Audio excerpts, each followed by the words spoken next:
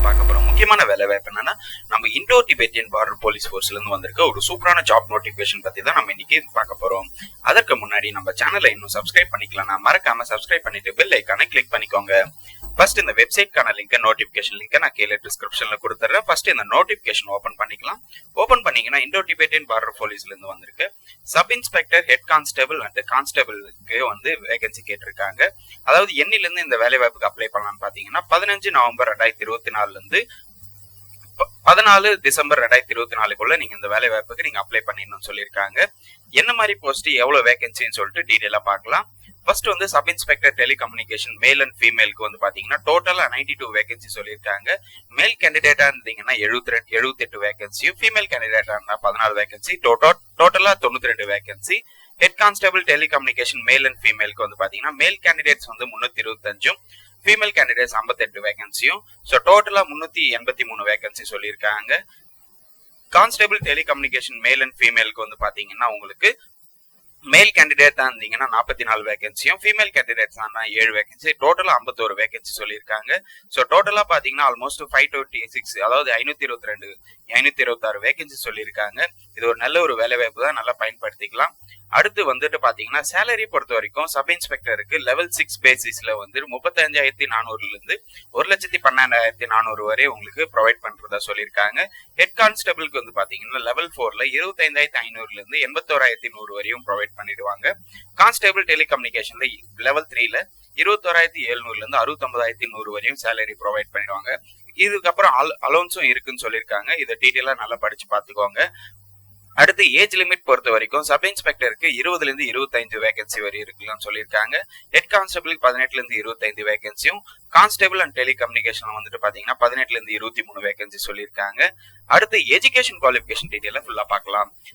Sub inspector பொறுத்த வரைக்கும் bachelor degree in science with physics and chemistry and mathematics or information technology, computer science, electrical, communication, electronics and இந்த மாதிரி நீங்க ஒரு bachelor degree முடிச்சிருந்தா போதுமானதுன்னு சொல்லியிருக்காங்க. அடுத்து வந்துட்டு bachelor degree in computer application இதுல வந்து நீங்க முடிச்சிருக்கணும். அதாவது பிசிஏ முடிச்சிருந்தாலும் போதுமானது தான்.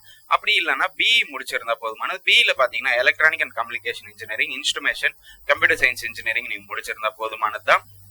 ஹெட் கான்ஸ்டபிள் பொறுத்த வரைக்கும் நீங்க 12th பாஸ் பண்ணிருக்கணும். 12th வந்து பாத்தீங்கன்னா பிசிக்ஸ், கெமிஸ்ட்ரி, மேத்தமெட்டிக்ஸ் இந்த சப்ஜெக்ட் மெயினா இருக்கணும். வித் 45% ஆஃப் மார்க் எடுத்திருக்கணும்னு சொல்லியிருக்காங்க.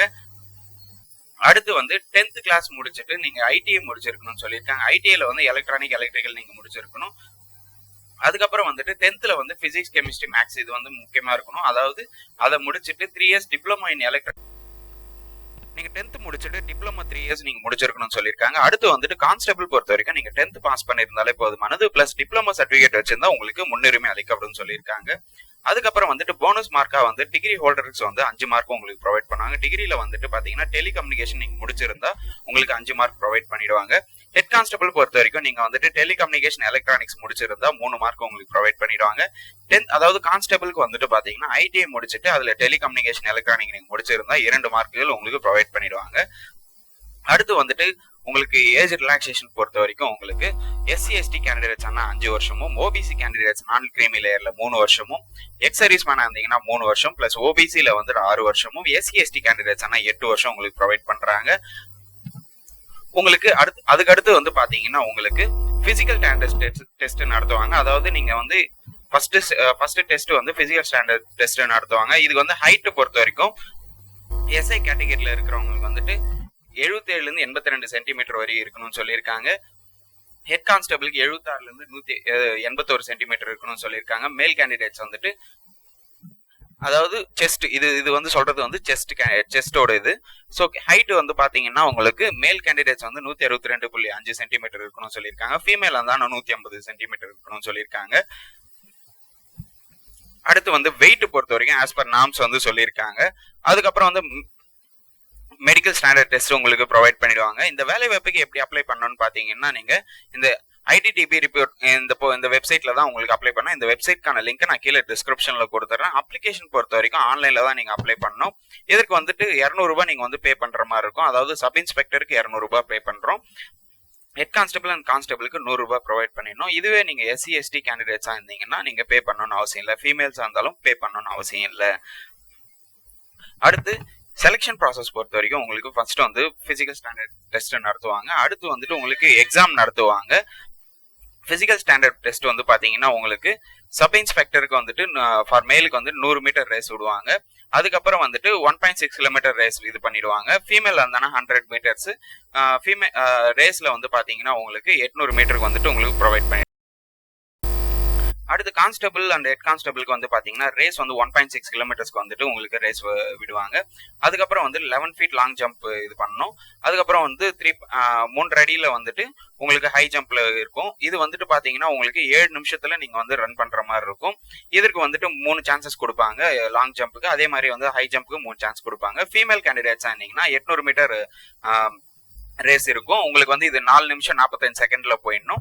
அதுக்கு வந்து அடுத்து வந்து லாங் ஜம்ப் பொறுத்த வரைக்கும் 9 ஃபீட் வந்து லாங் ஜம்ப் இருக்கும். இதுக்கு 3 சான்ஸ் கொடுப்பாங்க. அடுத்து வந்து ஹை ஜம்ப் வந்து பாத்தீங்கன்னா 3 ஃபீட் வந்து ஹை ஜம்ப் இருக்கும். இதுக்கு 3 சான்ஸ் உங்களுக்கு ப்ரொவைட் பண்ணிடுவாங்க. அடுத்து வந்து பாத்தீங்கன்னா உங்களுக்கு பிசிக்கல் ஸ்டாண்டர்ட் டெஸ்ட் உங்களுக்கு நடத்துவாங்க. அதுக்கப்புறம் வந்து கம்ப்யூட்டர் பேஸ்ட் எக்ஸாம் உங்களுக்கு நடத்துவாங்க சொல்லியிருக்காங்க. இதுக்கு வந்து பாத்தீங்கன்னா சப் இன்ஸ்பெக்டருக்கு வந்துட்டு 2 பேப்பரா உங்களுக்கு வந்துட்டு எக்ஸாம் இருக்கும். அதாவது 200 மார்க்குகள் நீங்க எழுதுற மாதிரி இருக்கும். இதுல வந்துட்டு பாத்தீங்கன்னா general English and general awareness reason ability டெஸ்ட்டுக்கு உங்களுக்கு நடத்துவாங்க. இது வந்து 100 மார்க்குக்கு வந்துட்டு உங்களுக்கு கொஸ்டின்ஸ் கேட்பாங்க. பேப்பர் 2ல பொறுத்த வரைக்கும் physics, chemistry, maths, electronical communication, information technology, computer science, electrical and instrumentation control, இதுக்கு வந்து பாத்தீங்கன்னா டோட்டலா வந்துட்டு 100 மார்க் ப்ரொவைட் பண்ணுவாங்க. பேப்பர் 1க்கு 2 ஹவர் உங்களுக்கு இருக்கும். பேப்பர் 2க்கும் 2 ஹவர் இருக்கும். ஸோ இது வந்துட்டு 2 பேப்பரா நடத்துவாங்க. கான்ஸ்டபிளுக்கு வந்து ஹெட் கான்ஸ்டபிளுக்கு பொறுத்த வரைக்கும் உங்களுக்கு 100 மார்க் தான் கேட்பாங்க. சேம் அதே பேட்டர்ன்ல தான் கேட்பாங்க. ஹெட் கான்ஸ்டபிளுக்கும் அதே ஃபார்மட் தான் இருக்கும். இதுக்கும் 100 மார்க் 2 மணி நேரம் இருக்கும். ஸோ 10th ஸ்டாண்டர்ட் லெவல்ல வந்துட்டு உங்களுக்கு கேட்பாங்க கான்ஸ்டபிள் பொறுத்த வரைக்கும்.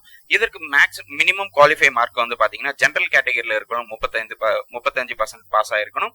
SC ST OBC கேண்டிடேட்ஸ் இருந்தா 33% நீங்க பாஸ் பண்ணியிருந்தாலே போதுமானது தான்.